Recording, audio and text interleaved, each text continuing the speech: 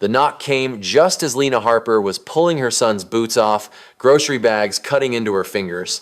The hallway light flickered. The wind outside slammed into the door like it wanted in. "Just a second," she called, already tense. When she opened the door, two elderly figures stood in the blowing snow, one holding the other upright, both shaking, both underdressed for the cold. "We're sorry," the man said quickly. "We don't mean to bother you." Lena hesitated. She had a child. She was alone, and every instinct told her to close the door. She didn't know it yet, but whatever she decided in the next few seconds would follow her long after that night was over. Behind her, her son looked up and said, "Mom, it's really cold." Before we continue, if stories of quiet kindness matter to you, subscribe to Kindness Spoke TV. This channel is for moments that don't go viral in real life but change lives anyway. Lena looked at the snow blowing sideways across the parking lot, looked at the woman's trembling hands, looked down at her son. "Come in," she heard herself say. "Please." She stepped back, holding the door open as the cold poured inside. The man murmured "thank you" over and over as he guided the woman across the threshold. Their shoes left wet prints on the worn carpet. "I'm Lena," she said automatically, shutting the door and locking it. The click sounded louder than it should have. "I'm Arthur," the man replied. "This is my sister, Margaret." Margaret managed a small nod. "Thank you," she whispered. Lena gestured toward the couch. "Sit. I'll get some blankets." Her apartment was small but clean, the kind of place where every item had a reason for being there. She pulled 2 extra blankets from a hallway closet and wrapped them around the siblings' shoulders. Arthur's hands were still shaking. Evan climbed onto the armchair, watching closely. "Do you want my dinosaur blanket?" he asked, holding it up. Margaret smiled for the first time. "That's very kind of you." Lena moved to the kitchen, her mind racing. She poured water into the kettle and turned on the stove, then paused, listening. No arguing, no strange noises. Just the low hum of the heater struggling to keep up and the wind outside. Arthur cleared his throat. "We won't stay long," he said. "We just need to warm her up." "That's fine," Lena replied. "You can sit as long as you need." She brought them mugs of tea. Margaret wrapped her hands around the cup, sighing softly as the warmth reached her fingers. For a moment, no one spoke. Lena leaned against the counter, exhaustion pressing down on her shoulders. This was not part of the plan. Tonight had been about getting Evan fed and into bed, about checking her bank balance one more time and pretending she wasn't worried. Yet here they were. Arthur looked up. "You have a good heart," he said. Lena shook her head gently. "I'm just trying to get through the night." Outside, the wind rattled the windows. Inside, the small apartment held its breath, unaware that this brief shelter, offered without promise or expectation, had already set something irreversible in motion.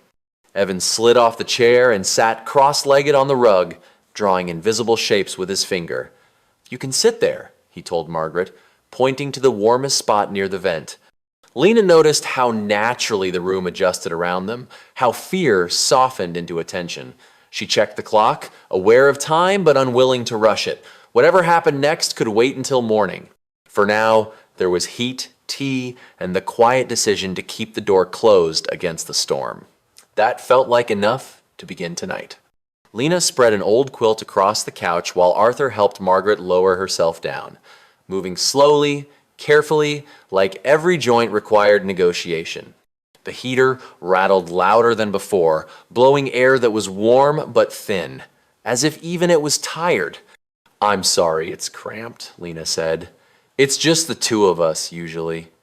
"It's perfect," Margaret replied, smoothing the quilt over her knees. "More than we expected." That word "expected" stayed with Lena as she went to the kitchen sink and rinsed the mugs. She hadn't expected any of this. She hadn't expected to open the door, hadn't expected to invite strangers inside, hadn't expected how quickly her apartment had shifted from a place of routine to something shared. Arthur stood awkwardly, unsure where to put himself. "If there's anything we can do—" "You don't need to do anything," Lena said, perhaps a little too quickly. She softened her tone. "Just rest. That's enough." Evan padded over in his socks, holding his dinosaur blanket like an offering. He draped it carefully over Margaret's shoulders. For extra warmth, he explained. Margaret's eyes glistened. Thank you, sweetheart. Lena watched the exchange from the doorway to her bedroom. She felt protective, alert, her senses tuned to every movement. This was temporary, just one night. She repeated it silently, not as a promise to them, but as a boundary for herself. She ushered Evan into the bedroom and helped him change into pajamas. As she tucked him into bed, he whispered, "Are they staying?" "Just for the night," Lena replied. "They needed somewhere warm." Evan nodded, satisfied. "Okay." Back in the living room, Arthur had folded his coat and set it neatly on the chair. He sat on the edge of the couch, posture straight despite the obvious fatigue pulling at his face. "We can leave early," he said, "before your son wakes." "There's no rush," Lena replied. "Get some sleep." She handed them each a glass of water and pointed out the bathroom. The rules were unspoken but clear. Respect, quiet, boundaries. No one crossed them. When the lights were dimmed and the apartment finally settled, Lena retreated to her bedroom but didn't sleep right away. She lay listening to the hum of the heater, the occasional cough from the living room, the wind pressing against the walls. Her mind kept inventory. Wallet on the dresser, phone charging, door locked, everything in place. Eventually, exhaustion won. Morning crept in softly. Pale light filtered through the thin curtains. Lena woke to a smell she didn't immediately recognize. Warm oats, cinnamon. She sat up, heart racing, and stepped into the hallway. Arthur stood at the stove, stirring a pot with deliberate care. He turned when he heard her. "I hope that's all right," he said quickly. "Margaret found the oats in the cabinet. We didn't want to wake you." Margaret sat at the small table. Her color improved, hands wrapped around a mug. Evan sat beside her, legs swinging, watching Arthur with fascination. Lena blinked, disoriented. "You didn't have to do that." Arthur nodded. "We know, but it felt wrong to just sit." Something in his tone, firm but gentle, put her at ease. They ate together quietly. No speeches, no explanations, just spoons moving, Evan asking simple questions about the snow, Margaret answering with soft humor. After breakfast, Arthur wiped the counter. Margaret folded the blanket neatly and set it back on the couch. "We'll start heading out soon," Arthur said. "We don't want to impose." Lena hesitated. The day stretched ahead of her work. School drop-off, the familiar rush. She glanced at the window, where ice still clung to the edges. "You can stay until it warms up," she said. "The buses are unreliable in this weather." Relief flickered across Margaret's face, then gratitude carefully contained. "Thank you," she said simply. Lena poured another cup of coffee and leaned against the counter. She still didn't know how this would end. She only knew that, for now, the apartment felt steadier than it had the night before. One night, no promises. That had been the agreement. Already, she sensed it wouldn't be that simple. By mid-morning, Lena's apartment had taken on a rhythm she didn't recognize but didn't fight. The kettle hissed softly, the heater clicked and settled, and pale winter light crept through the curtains as if asking permission to stay. Outside, the wind no longer screamed. It lingered, low and watchful, pressing cold against the glass. Arthur stood at the sink, rinsing the oatmeal pot with careful hands. He moved slowly, conserving effort. But nothing about him felt fragile. Each motion was deliberate, practiced. Margaret sat at the small table near the window, sunlight touching her face as she sorted Evan's crayons into neat rows. She hummed under her breath, a tune so faint it blended with the room. Evan lay on his stomach, on the rug, coloring with complete focus. "This one's a truck," he announced, holding up the paper. "It's driving in the snow." Margaret leaned closer. "Then it needs chains on the tires," she said. "Snow can fool you." Evan nodded solemnly and added thick lines to the wheels. Lena watched from the doorway, her coffee forgotten in her hand.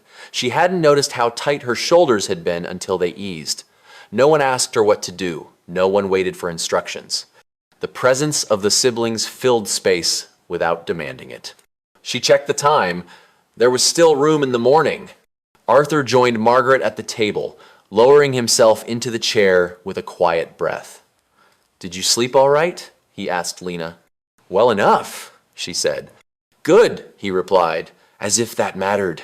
The silence that followed wasn't awkward. It felt useful. When Evan wandered down the hallway to find a toy, Margaret spoke softly. "Your son has a gentle way about him." Lena smiled. "He notices everything." Margaret nodded. "Children learn that by watching." Arthur cleared his throat. "We don't want to overstep," he said. "We just thought we could help." "You are helping," Lena said, surprised by how certain she sounded. The morning unfolded through small acts. Margaret folded laundry from the dryer, smoothing each shirt carefully. Arthur tightened a loose hinge on the bathroom door, testing it twice to be sure. None of it was dramatic. All of it mattered. Lena stepped into her bedroom to grab her jacket and paused. The room felt steadier, as if something fragile had been quietly braced. She hadn't felt that in a long time.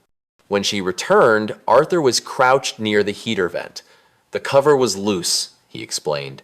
"It should be quieter now." "You didn't have to do that," Lena said.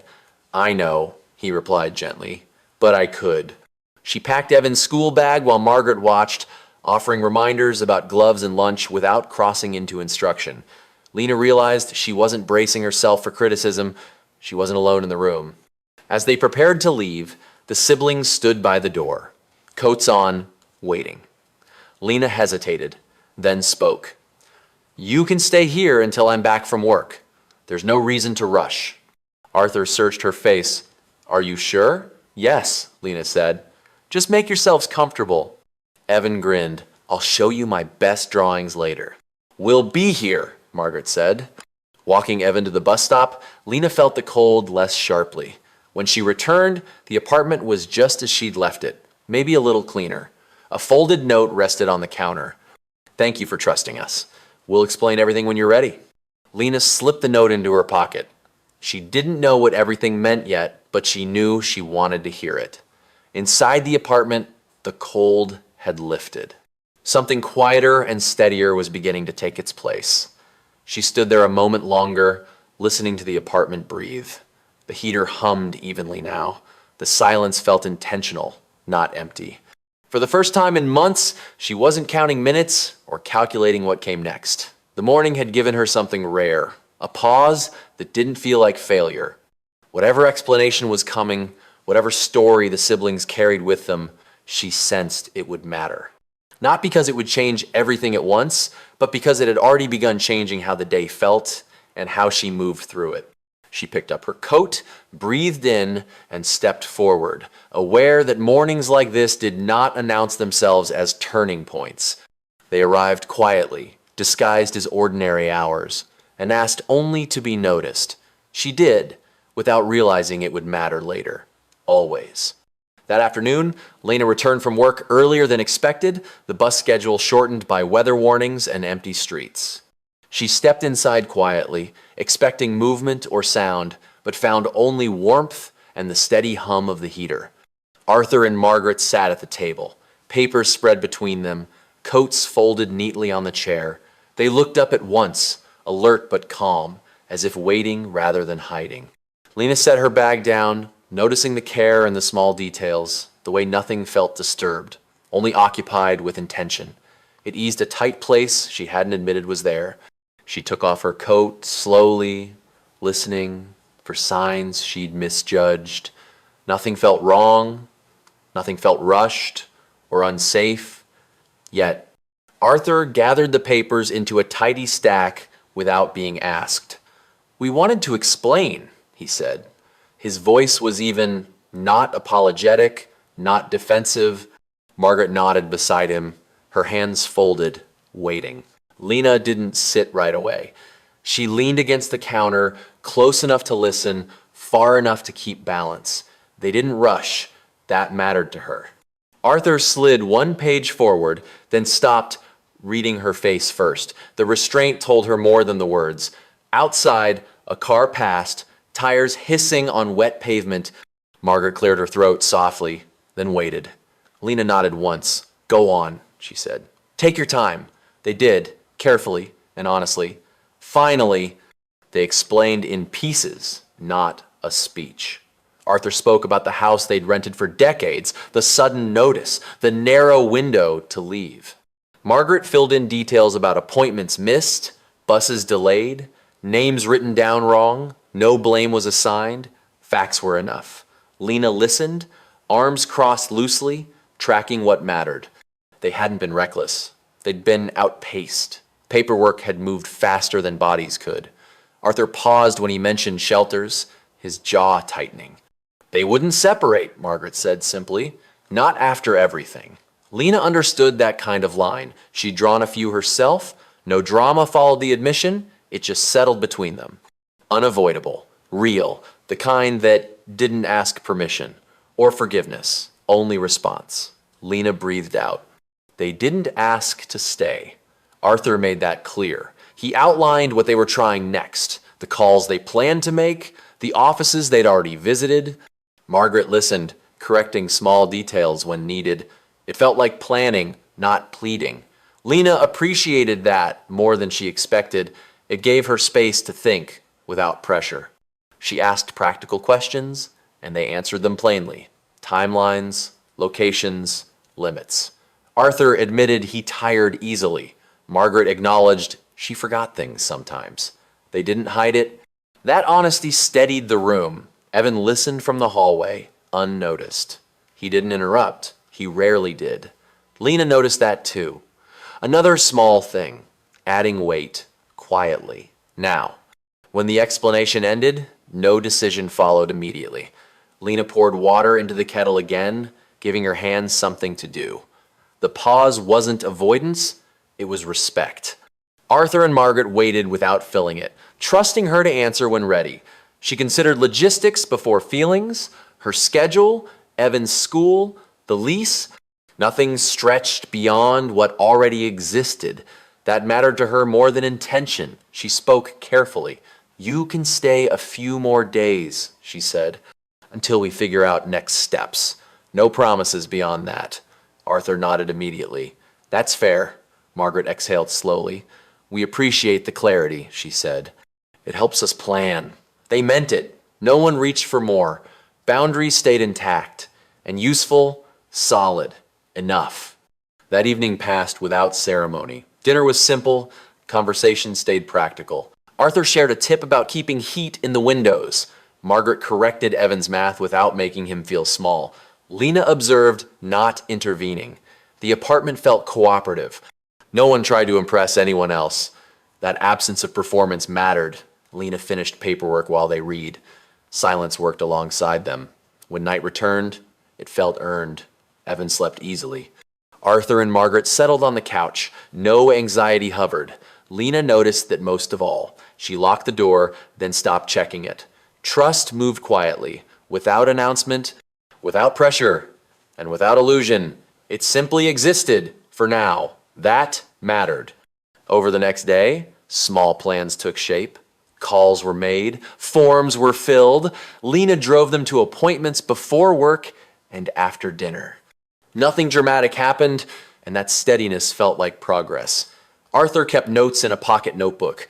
Margaret organized papers into folders. They asked questions when unsure. Lena answered when she could. No one pretended certainty. That honesty reduced fear. Evan adapted without fuss. He liked knowing the plan. So did Lena. Structure gave her room to breathe. She didn't imagine endings.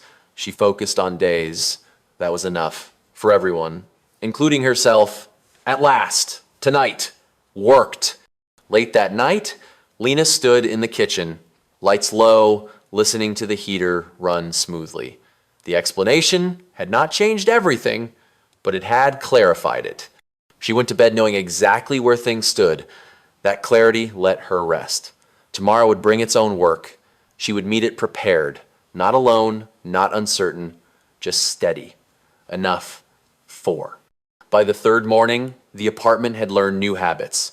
Shoes lined up by the door, a shared grocery list taped to the refrigerator, a quiet understanding about space and time.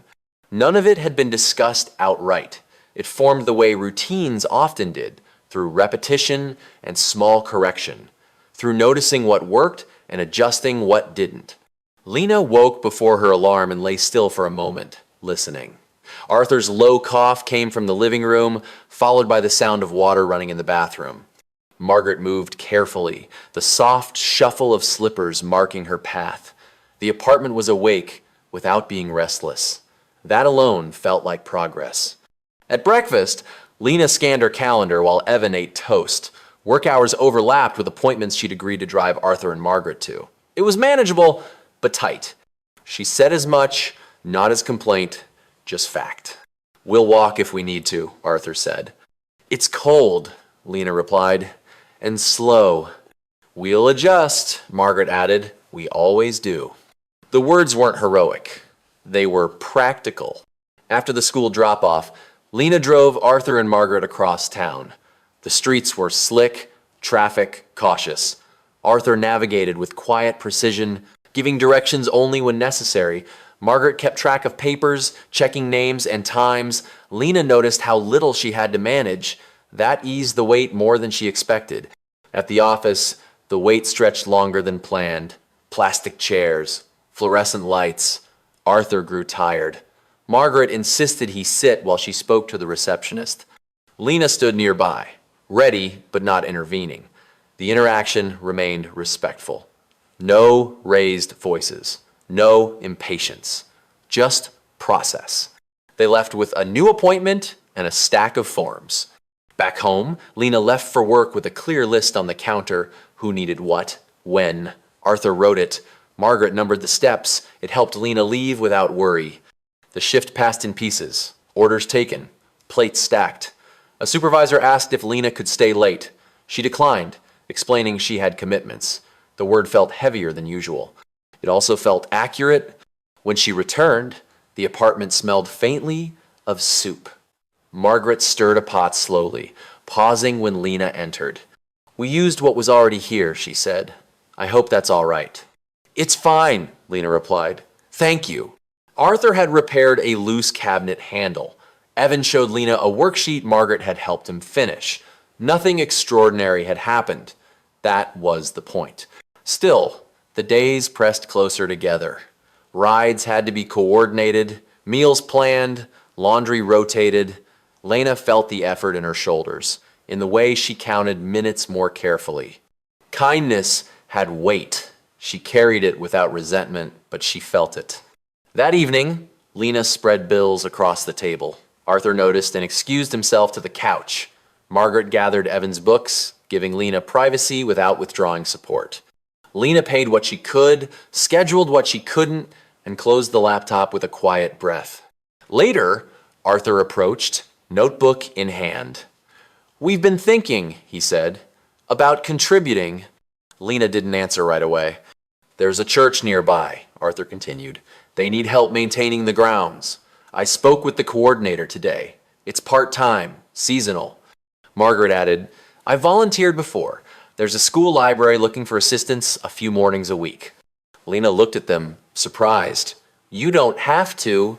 "We want to," Arthur said. "It matters to us." She considered the implications. Schedules, transportation, fatigue, pride. She nodded once. "Let's see what's possible." If this story is moving you, take a moment to like the video. It helps stories like this reach more people who need them. The next days shifted again. Arthur's mornings gained structure. Margaret found purpose in the quiet order of shelves and lists. Evan adjusted easily, proud to talk about their jobs.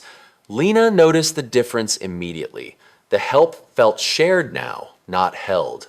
One afternoon, Lena arrived home to find Arthur resting, pale but content. Margaret had insisted he stop early. They discussed limits openly. No one pretended stamina they didn't have. That night, Lena stood at the sink, watching snow gather along the window frame. The apartment was full, but not crowded. Busy, but not strained. She felt the effort of it all, the planning, the attention, the responsibility. She also felt something steadier beneath it. Balance, maybe, or the beginning of it. Help, she realized, was never light. It asked for time, for flexibility, for honesty, about limits. It also gave something back, quietly, without ceremony. Lena dried her hands and turned off the light, carrying both truths with her as she headed to bed. The weight remained, so did the choice to keep holding it. For now, that was enough. The call came just after noon while Lena was wiping down a counter at work. The number was unfamiliar, the tone professional. She stepped into the hallway to answer, already bracing for paperwork or rescheduling. The woman on the line introduced herself calmly and explained that she worked with local housing coordination services. Someone had flagged an address where two elderly individuals were temporarily staying outside an approved placement. Lena listened without interrupting. The words weren't accusatory. They were careful. Still, her grip tightened on the phone. "They're safe," Lena said. "They're with me." "Yes," the woman replied. "That's why I'm calling. We just need to talk through next steps." By the time Lena returned home that evening, the apartment felt different. Not tense, but alert. Arthur and Margaret were seated at the table, paperwork stacked neatly, coats hung as usual. They looked up the moment she entered. "They called you," Arthur said. "Yes," Lena replied. "They did." No one panicked. That mattered. Margaret folded her hands. Arthur waited. Lena set her bag down and sat across from them, choosing her words carefully. "They want to make sure this doesn't become permanent without support," Lena said. "They're concerned about safety, liability, sustainability." Margaret nodded. "That's fair." Arthur leaned back slightly. "We expected it." The knock came 2 days later, mid-morning. A woman in a neutral coat stood in the hallway, clipboard in hand, her posture open, her voice steady. She introduced herself, asked permission to step inside, and waited for an answer before crossing the threshold. The conversation stayed factual. Questions about timelines, health, housing plans. The woman took notes, not sides. She acknowledged the effort Lena had made without framing it as obligation. "This arrangement can't continue indefinitely," she said, "but it doesn't have to end abruptly." Arthur asked measured questions. Margaret clarified dates. Lena explained her work schedule and limits. No one raised their voice. No one was dismissed. When the woman left, the apartment was quiet again. Evan sat on the floor with his homework, unaffected but observant. Lena stood by the window, watching her breath fog the glass. The system hadn't arrived like a threat. It had arrived like weather impersonal, unavoidable, requiring preparation. She turned back to the table. "We need a plan," she said. Arthur nodded. "We're ready." Margaret reached for her folder. "Let's be clear about what we can do." The door had opened once on a freezing night. Now something else had arrived, and ignoring it wasn't an option. The days that followed moved with deliberate order. Phone calls were returned, appointments were confirmed. Lena adjusted her schedule where she could, keeping her work hours intact while carving out narrow windows for transport and paperwork. Arthur tracked every detail in his notebook. Margaret kept documents sorted by date and agency. Nothing was rushed. Nothing was ignored. When the housing coordinator called again, the tone remained steady. Options were discussed without promises, temporary placements, shared units, waiting lists. The words carried weight, but no threat.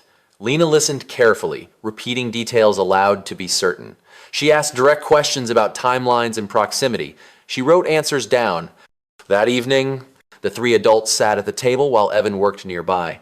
Arthur spoke first. "If it comes to it, we'll accept temporary housing, as long as we're together." Margaret nodded. "That's our line." Lena considered the implications. Distance, transportation, time. "I can help with rides for a while," she said. "Not indefinitely, but enough to get you settled." "That's reasonable," Arthur replied.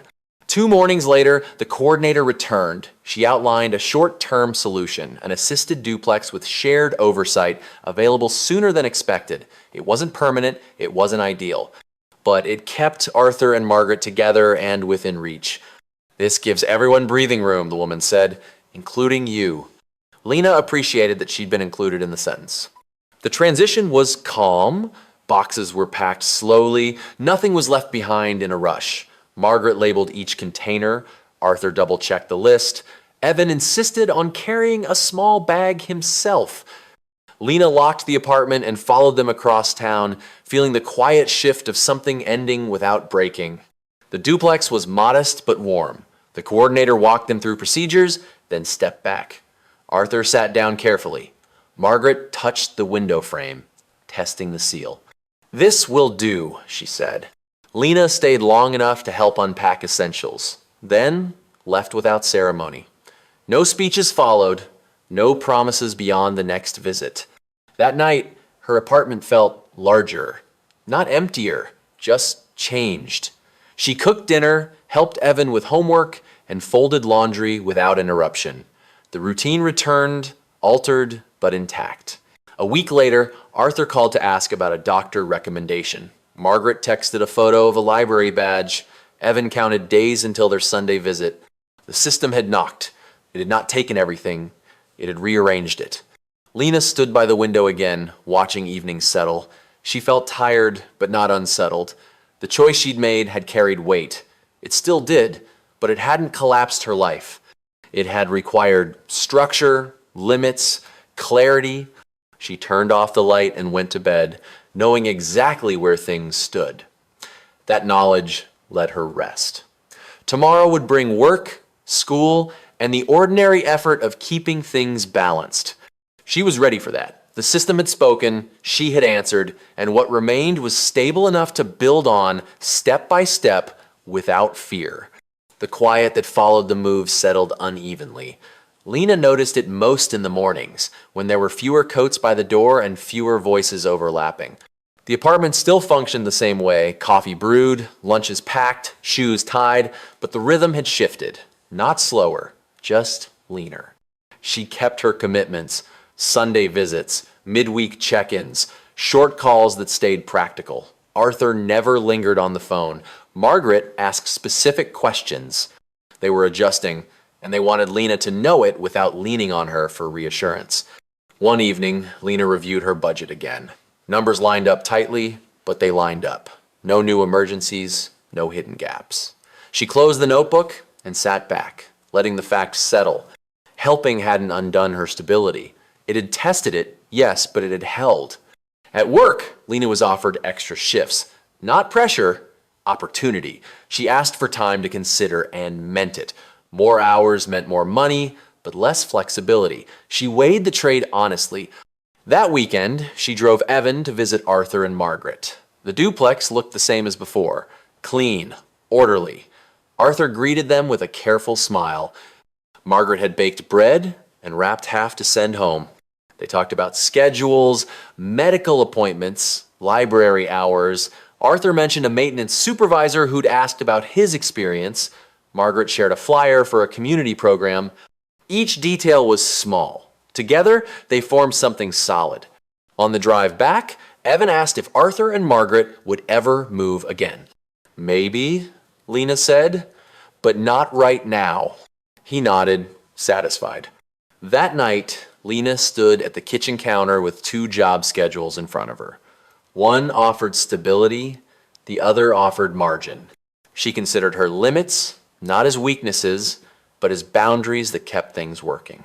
She called her supervisor the next morning and accepted 2 additional shifts, not all that were offered, enough to strengthen her footing without erasing her time. The choice felt deliberate, balanced. When Arthur called later to say the supervisor wanted him to start part-time, Lena smiled. "That's good," she said. "That's very good." Neither of them framed it as rescue or sacrifice. It was progress within reach. That evening, Lena helped Evan with homework and packed lunches for the next day. The apartment felt calm again. Not because nothing was asked of her, but because what was asked fit. She turned off the light and went to bed, aware of her limits and unashamed of them. The choices ahead were still there, but they were hers to make, one measured step at a time. The weeks that followed settled into a pattern Lena could measure. Workdays stretched slightly longer, evenings stayed efficient, Sundays remained reserved. She didn't fill every open space just because she could. That restraint mattered more now than ambition.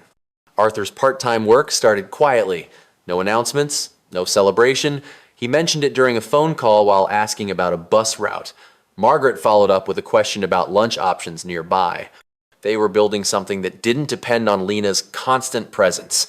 She noticed the shift and let it happen. At school, Evan brought home a permission slip for a field trip. The fee was modest, but it arrived at the end of a tight week. Lena adjusted the grocery list, deferred a purchase, and paid it without comment. The choice didn't sting. It felt normal. One afternoon, the housing coordinator called to check in.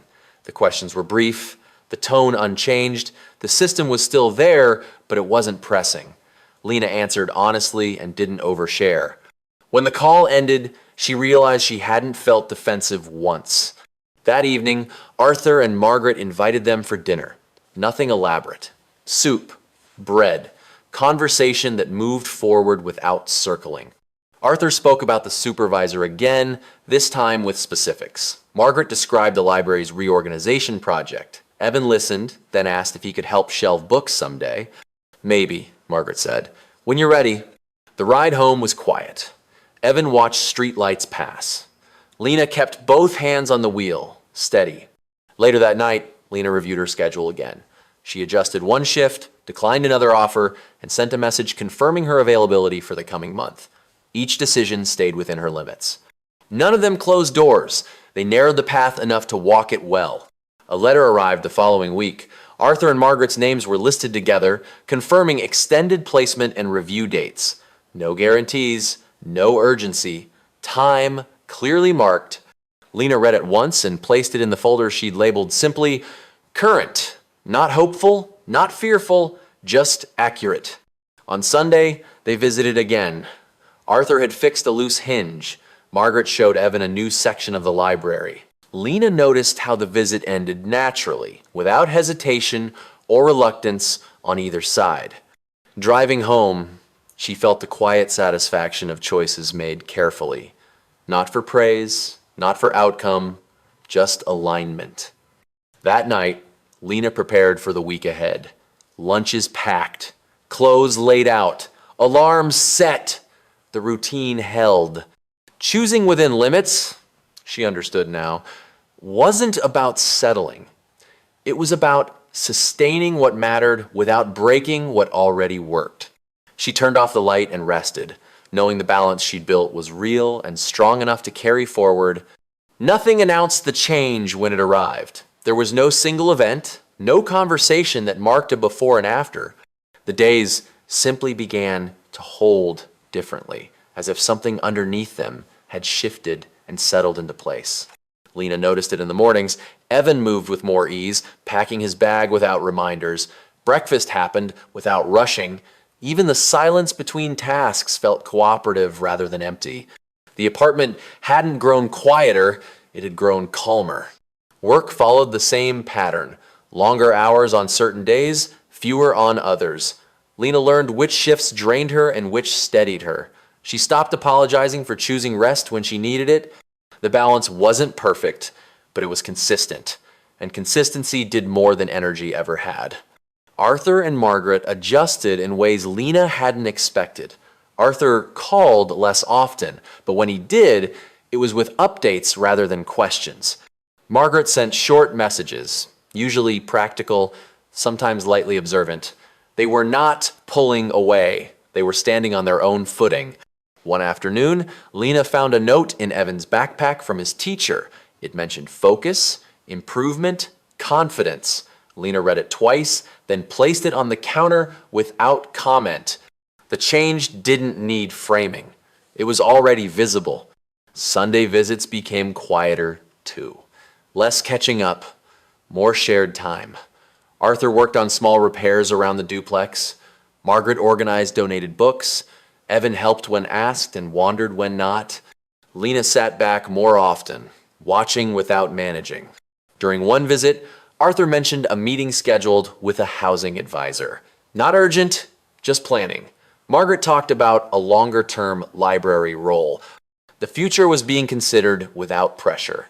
Driving home, Lena realized she wasn't counting days anymore.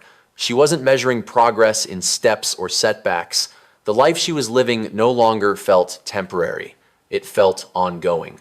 At work, her supervisor noticed the steadiness. More responsibility was offered, not as obligation but trust. Lena accepted selectively, maintaining her boundaries. Each decision reinforced the next. One evening, Lena stood by the sink, watching rain gather against the window. She didn't feel triumphant. She felt grounded. The effort she'd put in had reshaped things slowly, without spectacle. The days were still full, still demanding, but they no longer pulled at her from every side. They moved forward, carrying her with them instead of against her. Something had changed. Not loudly, not suddenly, but thoroughly enough that Lena could feel it in the way she breathed at the end of the day. The changes became easier to notice in hindsight. Lena would pause mid-task and realize she wasn't bracing for the next interruption. She planned days without contingency lists. She trusted the systems she'd helped put in place, including her own. Arthur's work hours expanded modestly. He mentioned it in passing, more as information than pride. Margaret's library role shifted from temporary to ongoing. The language used around them changed, less provisional, more precise. Dates were set, responsibilities clarified, the present stopped feeling like a holding pattern. Evan brought home a project that required interviews. He chose Arthur and Margaret without hesitation. The questions were simple, the answers were measured. When he presented it later, Lena watched from the back of the room as he spoke clearly, unafraid of pauses. The teacher nodded. The room listened. On a Tuesday evening, Lena received a letter addressed in a familiar format. It confirmed updated housing terms for Arthur and Margaret, extending stability with review points clearly outlined. No dramatic relief followed, just a steady sense of alignment. The letter went into the same folder marked Current. That weekend, they shared a meal at the duplex. Conversation moved forward without revisiting old ground. Arthur discussed a repair plan the supervisor had approved. Margaret mentioned organizing a new section at the library. Evan asked if he could start volunteering when school ended. Lena noticed how the visit ended. Not abruptly, not reluctantly. They hugged, exchanged plans, and parted with ease. Driving home, Lena thought about how much had changed without ceremony. She hadn't gained extra hours in the day. She hadn't solved every problem. She had simply made choices that respected limits and stayed consistent. At home, she prepared for the week ahead. The routine held. Not because nothing ever went wrong, but because the structure could absorb strain without collapsing. Later that night, Lena sat briefly at the table, reviewing the next month. Appointments were spaced. Shifts were balanced. Visits were scheduled but not crowded. The plan wasn't ambitious. It was sustainable. She turned off the light and went to bed without replaying the day. Rest came easily. The days hadn't changed everything at once. They had done something quieter. They had reshaped what felt possible, not through effort alone, but through steadiness. Lena slept knowing that what she had built didn't depend on urgency or sacrifice. It depended on care, placed consistently, within limits she understood and respected. That knowledge carried her forward, ready for what would come next. Spring arrived without ceremony. The cold loosened its grip, and the city adjusted gradually, coats lightening, windows opening an inch at a time. Lena noticed the shift in the way mornings felt less urgent. The day no longer started as something to brace against. Evan walked to school with a new confidence, backpack settled evenly on his shoulders. He talked about upcoming projects, about a summer program his teacher had mentioned. Lena listened, making mental notes, but she didn't rush to plan. There was time now, or at least enough of it. Arthur and Margaret continued to settle into their routines. Arthur's work hours remained steady. He spoke about tasks completed rather than tasks waiting. Margaret's days at the library were full but contained. She mentioned names, sections, small successes that accumulated quietly. They weren't surviving anymore. They were participating. One Saturday, Lena helped Evan assemble a display board for school. The project focused on community roles. Evan included photos of the library and the maintenance grounds, explaining how people supported shared spaces. Lena watched him work, noticing how naturally he spoke about responsibility without strain. Later that afternoon, Lena met with her supervisor. The conversation was straightforward. A position was opening later in the year. More responsibility, predictable hours. No pressure to decide immediately. Lena thanked her and asked for details to review. The offer didn't feel like escape or rescue. It felt like a continuation. That evening, Arthur called to ask for a recommendation letter. Not urgent, just preparation. Margaret followed up with a question about scheduling future visits. The tone was calm, forward-looking. Lena placed the phone down and stood for a moment, absorbing the quiet alignment of it all. Nothing had been solved forever, but enough had been built to hold what came next. On Sunday, they met for lunch at a small park. Evan played nearby while Arthur and Margaret sat on a bench, faces turned toward the sun. Conversation moved easily. Plans were mentioned, not clung to. Driving home, Lena realized she wasn't thinking about contingency anymore. She wasn't mapping exits or rehearsing explanations. The future didn't feel like something to defend against. It felt like something with space in it. That night, Lena prepared for the week ahead. Not because she feared disruption, but because preparation now felt like care rather than control. The structure she'd built held steady, and for the first time in a long while, she trusted it to keep holding. The weeks that followed felt steady rather than busy. Lena moved through them without urgency, trusting the patterns she'd built. Work continued at a manageable pace. Evan settled into the final stretch of school with enthusiasm instead of fatigue. Even the small disruptions, a late bus, a rescheduled appointment, no longer felt destabilizing. Arthur invited Lena to see a project he'd completed at work. It wasn't dramatic. A repaired walkway, clean lines, careful finish. He explained the process briefly, then stepped back, letting the work speak for itself. Margaret pointed out the community board where she'd organized new notices, each one placed with intention. They weren't showcasing progress. They were sharing participation. Evan's teacher sent another note home, this one inviting Lena to a short meeting. The conversation focused on growth and curiosity. Summer programs were discussed, options, not obligations. Lena left with pamphlets and a sense of possibility that didn't demand immediate action. One evening, Lena spread papers across the table again. This time, they weren't bills alone.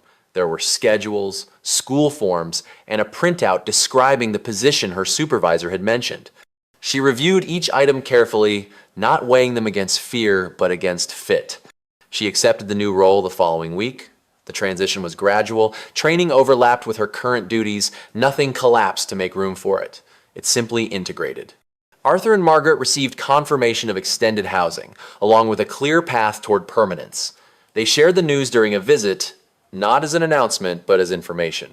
Evan listened closely, then asked when he could help paint. Arthur smiled. Soon, he said.